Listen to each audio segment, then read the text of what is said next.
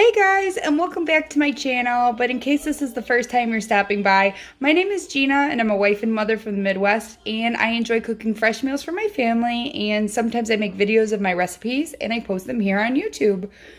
Today, I think it's May 19th.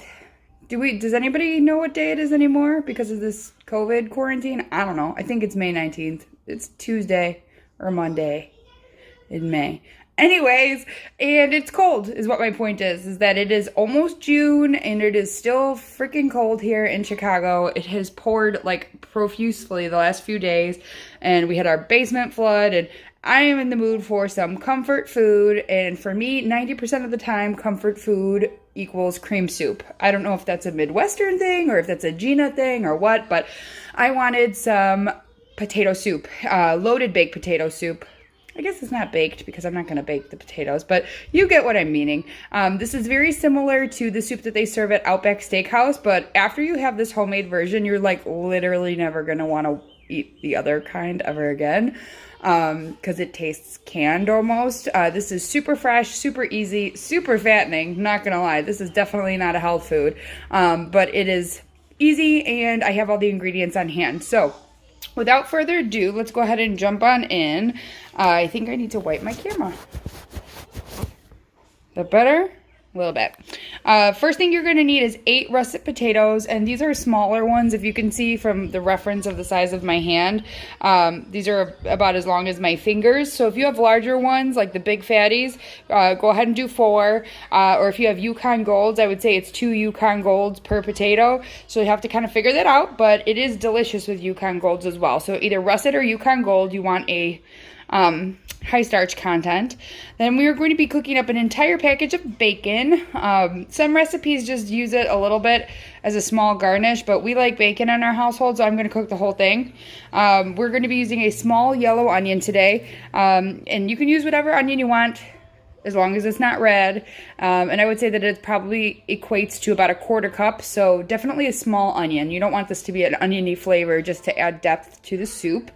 I have 2 large cloves of garlic, but you could use 3 small. And then for our base of our soup, we're going to do a classic roux with to almost make a bechamel. So we're going to be using some flour. I totally forgot to take out the butter. So butter is definitely an ingredient. So butter and flour, and then we are going to begin building our broth with mostly whole milk or 2% milk, whatever you have, and chicken broth. But since I don't have chicken broth, I'm going to be making my own with the North Sweet sauce, so that's 2 cups of water up there. And then we're going to be adding in a little bit of half and half for some extra richness. And then we're just going to season it up with salt and pepper, because the real star of this show is the garnishing. So we're obviously going to garnish it with the bacon. What, honey? I'll take Anna's hair out in 1 second, is the garnishing. So we're going to garnish it obviously with all of that crispy bacon, some green onions, some cheddar. Fine, Fifi, get a grip. Here. Some shredded cheddar cheese. Sorry about that. We had a 3-year-old meltdown. But anyways, as I was saying, and I just wanted to mention this before we move on to the recipe part of the video, a lot of different recipes I see like put a ton of sour cream into the soup, like a whole cup. But being that it's already built from like a cream base with whole milk and half, I don't really feel like you need to add it to the soup.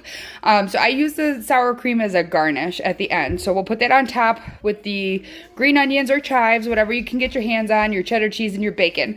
Let me go ahead and start peeling my potatoes, and I will be back when we start our bacon.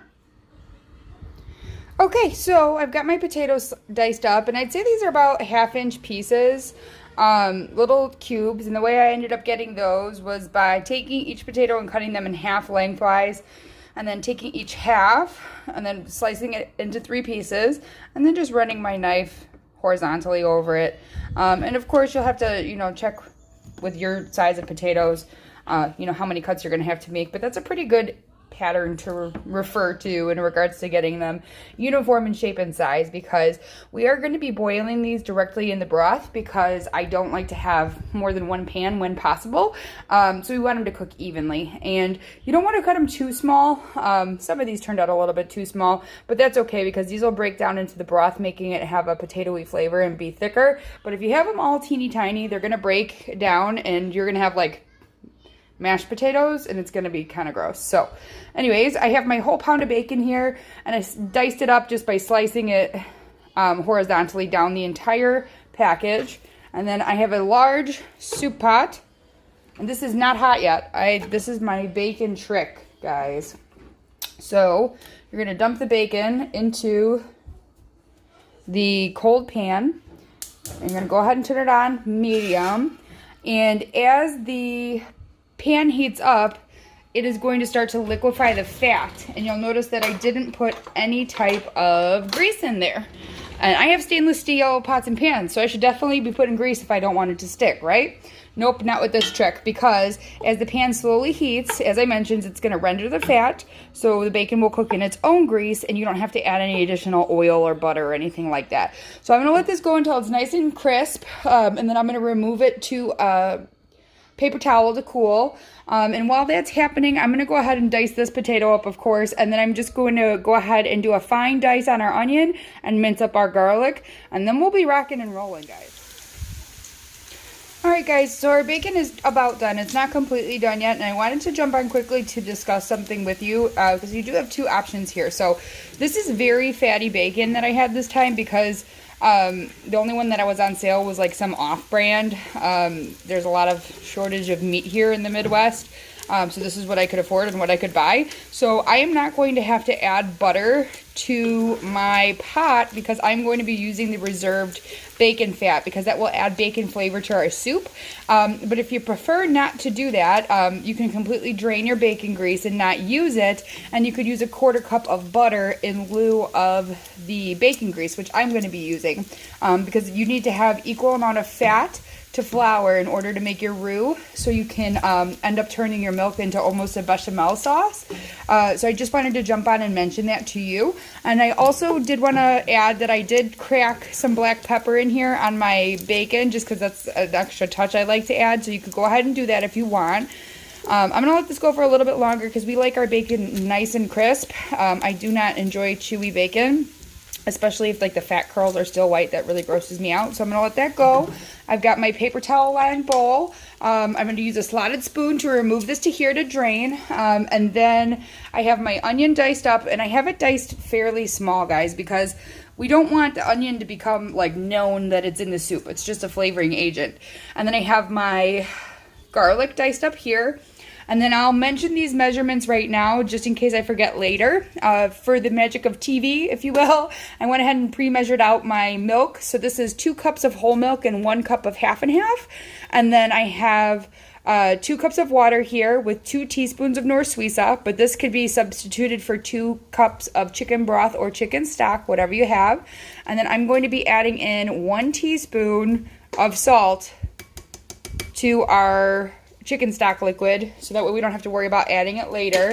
So all we'll have to do is put in our potatoes and our pepper. So I'm going to go ahead and put this away. As you guys know, I'm a huge fan of cooking as I go. As you can see, I've cleaned up a majority of what's going on here.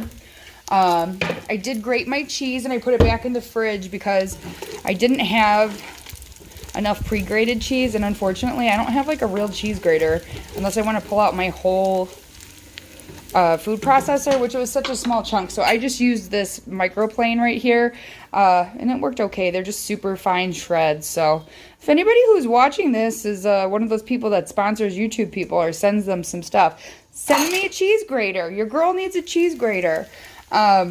And then also, last tip before I move on and I drain my bacon, I always save these grocery bags. I know a lot of people use the reusable ones now, but I really like these, and I do reuse them all the time for various purposes, and this is my favorite. So as I'm cooking, I keep it in the sink, and then I just peel my veggies directly into there and toss all my garbage. So all I have to do is pop that in the garbage can when I am done. This looks done, so peace out. I'll be back. All right, guys, this next part is going to go kind of fast. So I went ahead and I dumped out I strained out the bacon, and then I dumped in our onions. And this is a little bit too much fat. I should have strained some off, and I might actually do that before I add the flour, but actually probably not, because that's going to dump off onion flavor. So we're just going to go with it. This is probably about a half of a cup of fat in here, and there should have been about a quarter of a cup. So it's just going to be a little bit extra glossy. And what you're looking for here is just to have the onions become translucent. We are not looking for any type of browning because we already have all this fond on the bottom of the pan, which is going to add color to our soup. And we don't want a brown potato soup. We are going for a creamy look. So just going to go ahead and let that go for a second. And now I'm going to go ahead and add our garlic.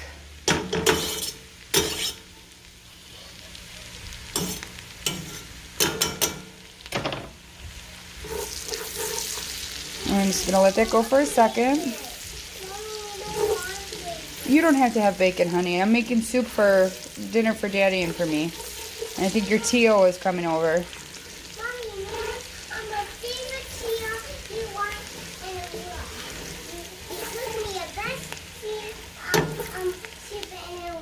You want me to cook you the best soup in the world? Yeah. Which soup is that? One's with little six cheeses. Oh, fideo? Yeah. Yeah? Okay, we'll cook it next week, okay? Yeah, me like that. Okay, honey. Yeah, what are you making the kind of soup? Today I'm making potato soup. Alright guys, this smells done. So the next thing I'm going to do, 1 second baby girl, this part is going fast. I'm going to add a quarter cup of flour to this. And it doesn't have to be exact, you're not baking, but close. And we're going to whisk this in. And we're going to cook it for a minute to cook off some of that raw flour flavor. When you're doing a bechamel, you don't have to worry about that usually because you're going to simmer it for, an extended period of time. But I always like to do a classic roux like they do in the South. I'm not going to let this get golden like you would for like a gumbo or coppery colored. I'm just going to cook it for a moment. And then we're going to start adding in our milk.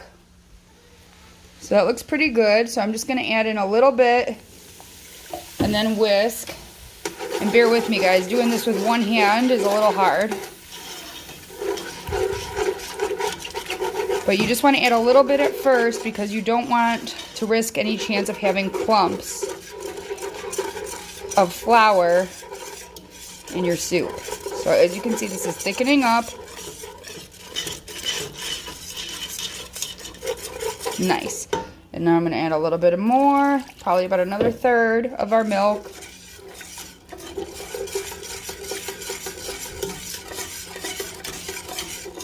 Oh yeah, it's 4:57 and I have to Zumba at 5:30. I need to hurry. My friend Erica is teaching online Zumba classes for free or donation if you can. And who would have thought? I never would have thought I liked Zumba, but I love it. It's super fun. All right, there's the remaining part of our milk.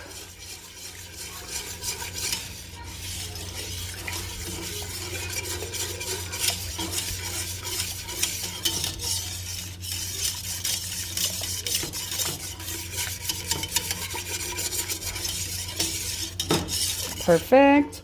And then now I'm going to go ahead and add our chicken's bouillon salt water mixture.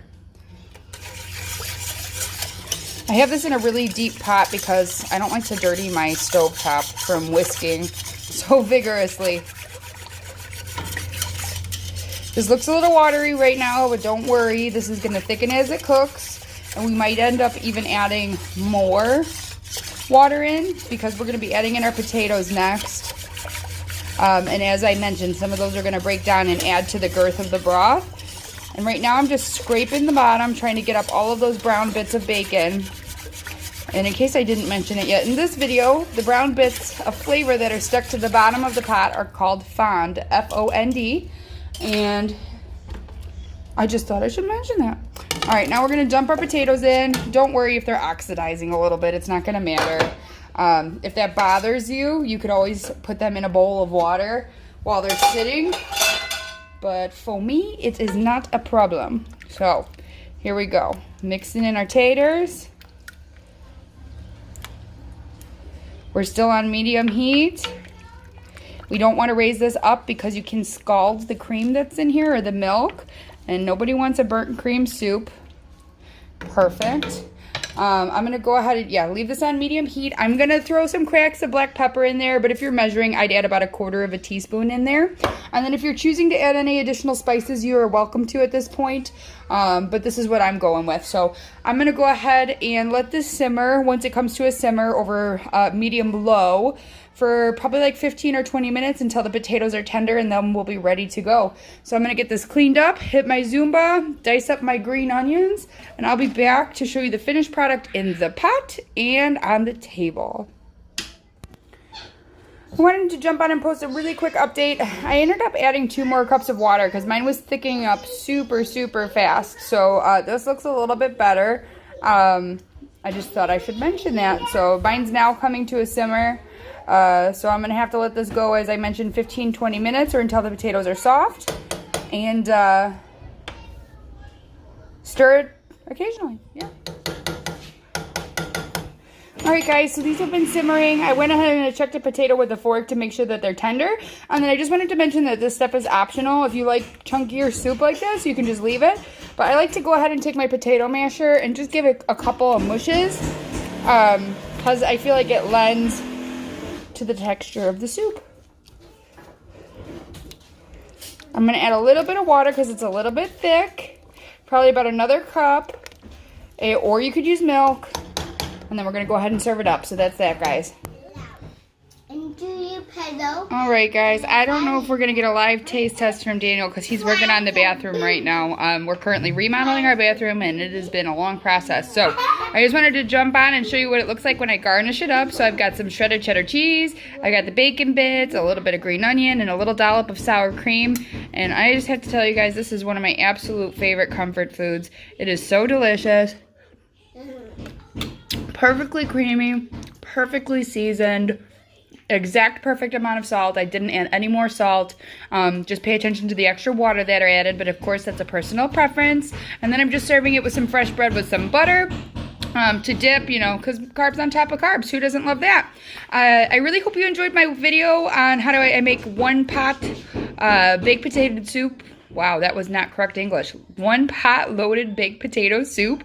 If you liked my video, please give it a thumbs up, and if you loved it, I'd really appreciate it if you could subscribe, because I can't tell you enough how much it warms my heart to watch my channel grow.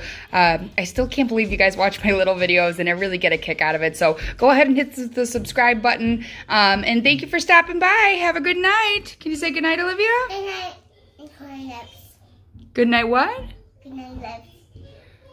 Yeah, look at your lips. All right, good night.